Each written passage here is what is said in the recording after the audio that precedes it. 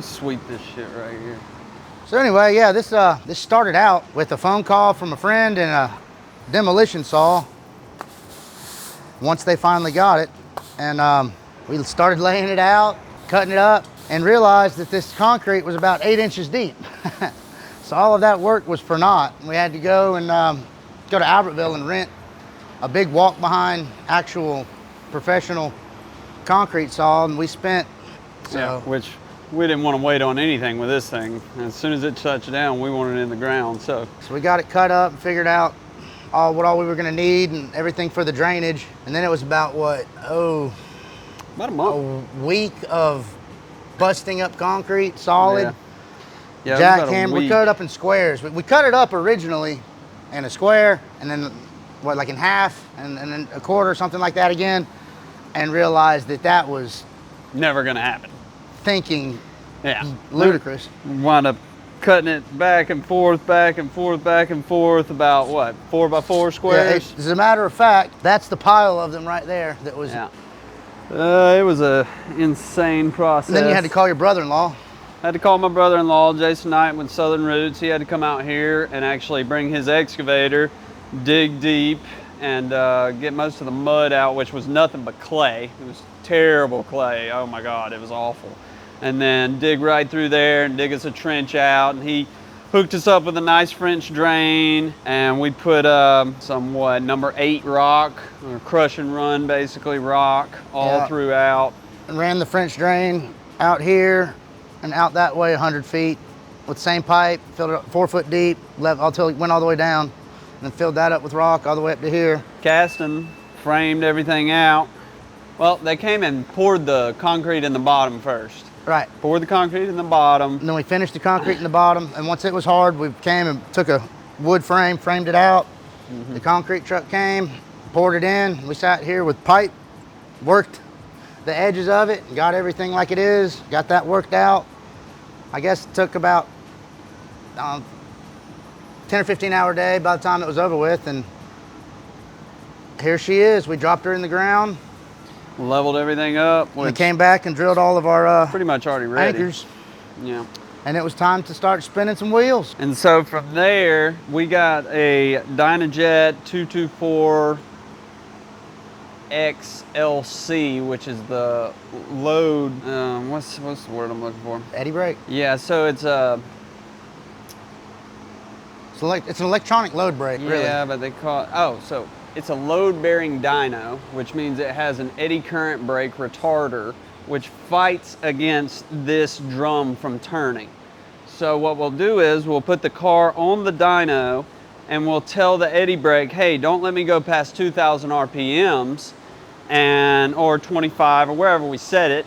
And then we're actually able to vary the load on the engine with this setup so that we can move up and down the map and actually steady state tune each individual cell, which separates us from the rest of the guys who just kind of put your car on a dyno that doesn't have that and just kind of rip it and tune the top end. And that's what gives us better drivability than the competition, along with, especially with the GM, they've got the mass airflow and the map sensor, and we like to tune both of those, turn one off, tune the other, and then turn it off, tune the other. And on a Gen 5 application, I can actually do both at the same time, which saves a truckload of tuning time. That was one of the main standards that we needed, was a load-bearing dyno. That way we could do that steady state and actually tune the vehicle to the T in each square, in each cell, I should say,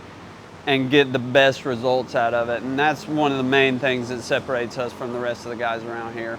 Shout out to Terry Wilkes for hooking us up with this thing. So Wilkes Performance, check him out. He's one of the baddest in the US when it comes to CNC porting heads, and he's just right down the road, which is amazing. Big shout out to him for hooking us up with it. He had it waiting for me for a couple years, and I always knew it would be mine. I don't know why we didn't do this a long time ago, but you know, it all worked out in the end, so I really appreciate him. David Culp did all the electrical. Yeah, shout out to David Culp, my buddy from a long time ago, for coming and doing all the electrical, because I am no electrician when it comes to AC current. Now, I do DC all day, but AC is a whole nother animal. I do not touch it. He came out, hooked us up with everything, got it legit, you know, he's a certified electrician. And Journeyman, actually, yeah, and got us rolling, man. And yeah, everything's been great with it. It's been working great. Really haven't had any issues. It's been very solid. So let's get this Cadillac on it and let's rip it, see what it'll do.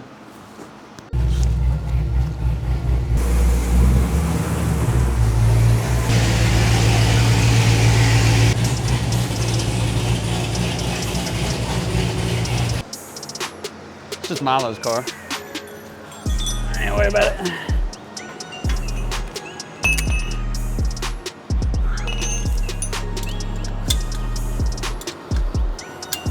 And he's gonna get all the straps. Poured about 5 gallons of 1-ethanol R in it, and it had pump ethanol in it before, so it should be a little spicy. Brother.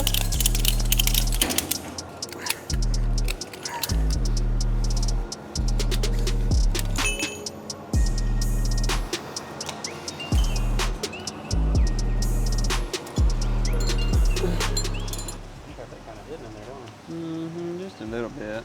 That's why we don't let them pop the hood. All right, so let's roll it. Where's the? Oh, I got it all in the car here.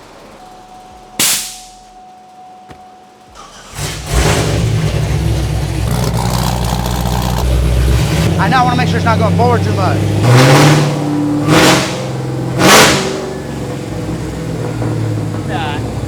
I'm definitely gonna put the laptop on this thing. Smell that R coming out of this thing. 1-ethanol ain't no joke. Yep. Let me grab my block and we'll go to town, fellas. It's probably not gonna do as good as it should because, like I said, that transmission issue.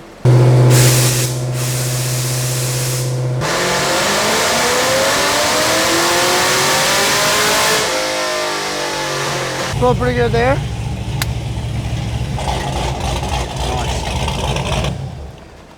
Freaking good. I think the RPM signal, yeah, the RPM signal got erratic, didn't it? Yeah, I saw it moving around. It came off the, we just need to get it back on that first wire. There you go. That's what we're known for. Yeah. Torque. See guys right there. If you want 73,000, come to MVM. That's right. So hold on. What I'm gonna do is pull it off. I'm gonna turn it over and clip it again. I saw it acting sporadic, but I saw it after I freaking already got in there. Started it, yeah. I might just need to grab this one here. It's just giving us an RPM signal. We can actually do it based off gear ratio and wheel speed in the back. So that helps us out. Like if we can't get this going, then we'll just go to wheel speed and have the same result without it being so sketchy.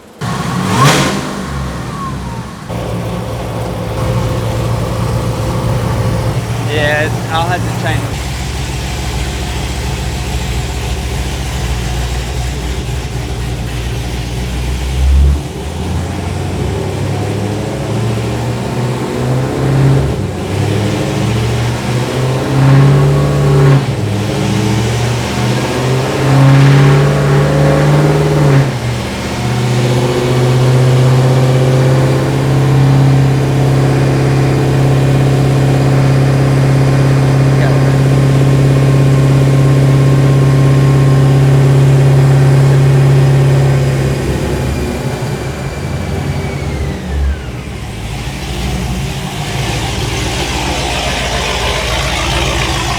I put it in park. We're gonna have to let it cool off, boss. It's fucking hot as hell now, I bet.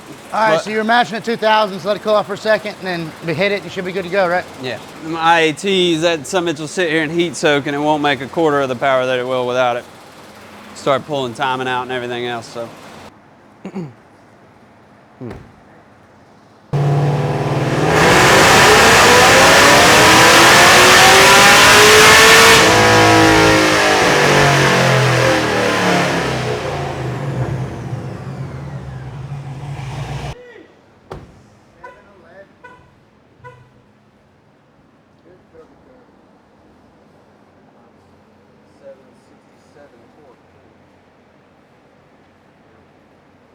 looks a lot better.